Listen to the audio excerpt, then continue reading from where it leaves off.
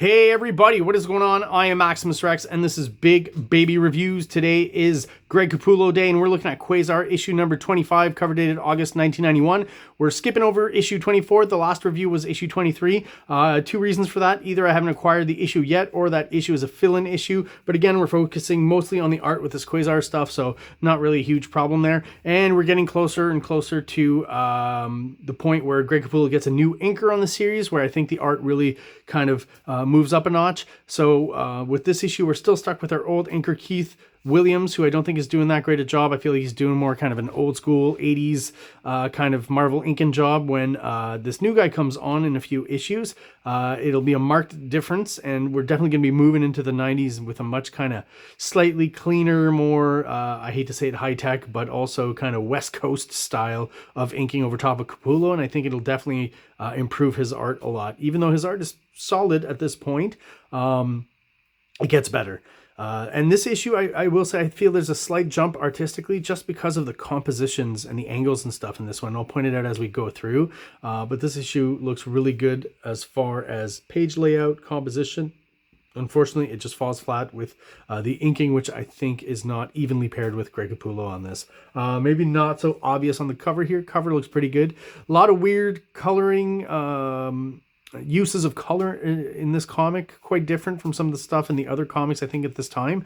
A few things work here and there, and I've pointed them out before. A lot of it doesn't, so I'll talk about the colors as well as we go through the issue. And here's an example of just, you know, this kind of magenta monochrome and then white down here. There's some just weird, odd color choices I find in these comics.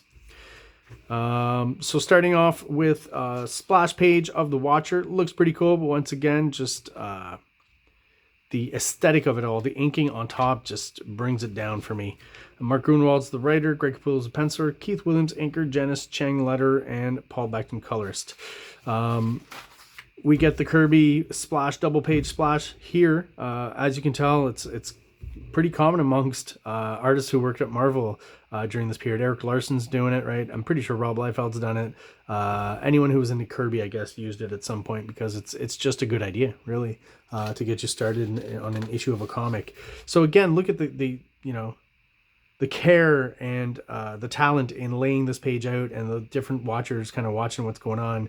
And I just feel like the colors and the inking just kind of makes everything kind of fall flat a little bit. Lots of greens and browns and stuff, and it's just, yeah, for you know, cosmic surrealism, I just don't feel like the color use here is very strong at all.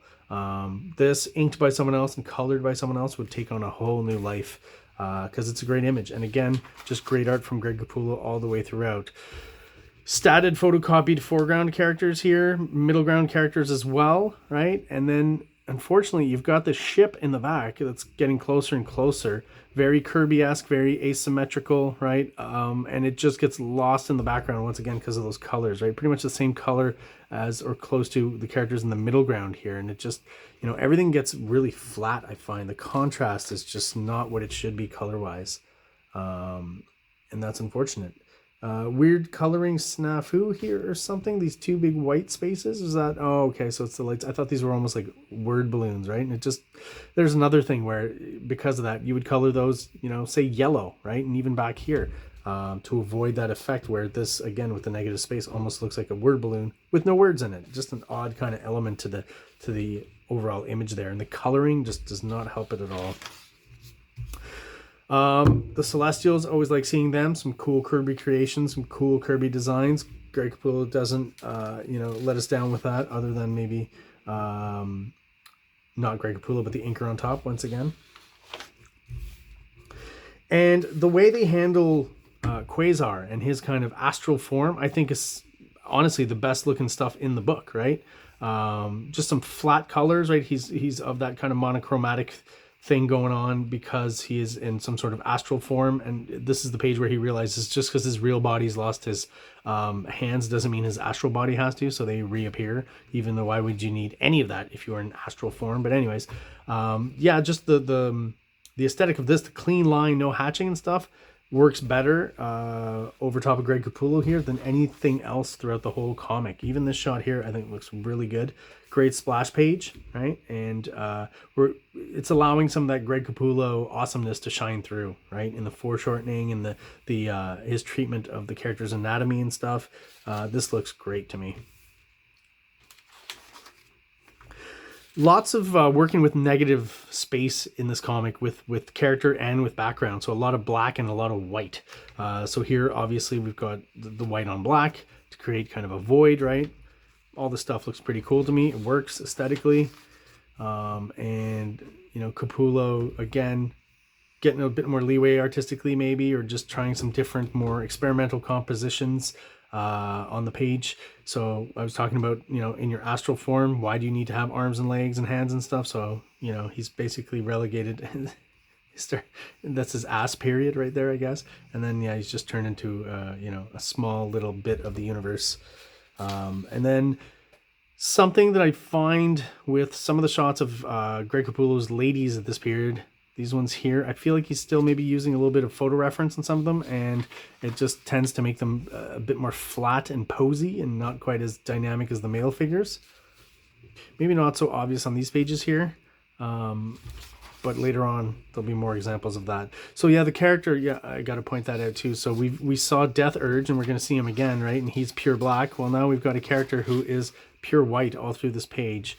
I'm not quite sure if it works as well as it should. I mean, at least it's understandable, and you see, you know, the silhouette most times is clear enough. But again, anytime there's other white in it, it kind of interferes a little bit. And even here, they feel the need to kind of, you know, have her, a bit of the outline of her arm here, Moondragon's arm, be apparent through the figure here. I don't know why they do that. It's an odd choice to me. Great shot of Doctor Strange here, right? Just the composition, again, the design of his pages is just great. And I recognize stuff, you know, in some of these pages that we'll see later on in Spawn. I'll show you one other example I can think of. But this feels a little bit Spawnish to me, if I can put it that way, just compositionally. But yeah, the inking just totally ruins it for me. Death Urge appears once again. They've gone back to the full kind of black silhouette, no white lines to help us read his figure, and it works fine. Here's a clever way of giving us the shape of his head, it being clear. I like that. It's interesting. The Wizard's in this one, Marvel analog to the Flash, I guess, with the most unfortunate costume color and name, right? Called the Wizard. I mean, I guess people didn't say that about peeing back in the 1940s. So Spectrum, Hyperion show up as well. They're all members of the Squadron Supreme. Is that who they are?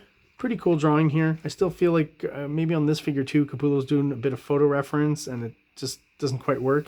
Anytime you mix, you know, imaginative art or art that you just kind of drum up from your mind next to stuff from photo reference, it just never really completely works. It's very hard to get it to gel well together. Like this kind of cool family portrait of, you know, the Marvel Universe cosmic characters. This character's design, you know, he's wearing a plaid 90s grunge shirt on his head, but other than the plaid, this design of, you know, seeing his eyes and coming down here, I think is pretty cool. Kind of a, definitely feels very Greg Capullo-ish. There he is.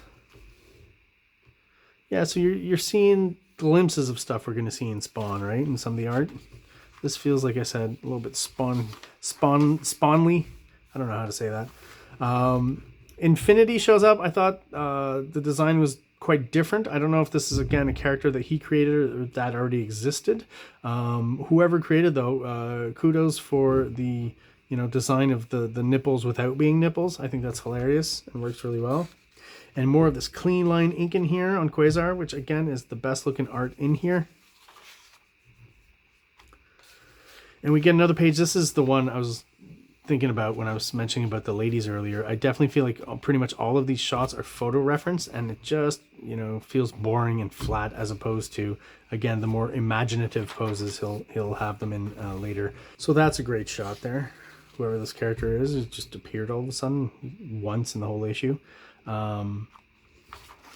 Here's another shot of Doctor Strange that I think is photo reference. So once again, kind of doesn't gel quite as well with the environing artwork that's next to it. And it just always kind of sticks out like a sore thumb. This page here, I think looks great, right? Kind of cosmic Kirby Fury here and characters facing off and some cosmic elements there. You know, the art looks amazing. What dulls this page is the coloring. I don't know why these choices were being made here, especially for something happening in space and with all this energy and cosmic implications and surrealism. The coloring is just very bland. So maybe that doesn't help, you know, Greg Capullo's art shine, just like the inking doesn't.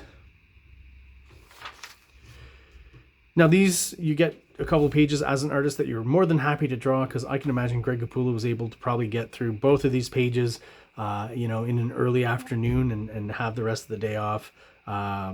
Minimal backgrounds, great design work, great silhouettes and stuff, you know. And again, when the inker comes in and starts doing this kind of stuff, and it just doesn't work for me. It definitely feels like white medium added after, and it just is horrible, you know, just thrown on there.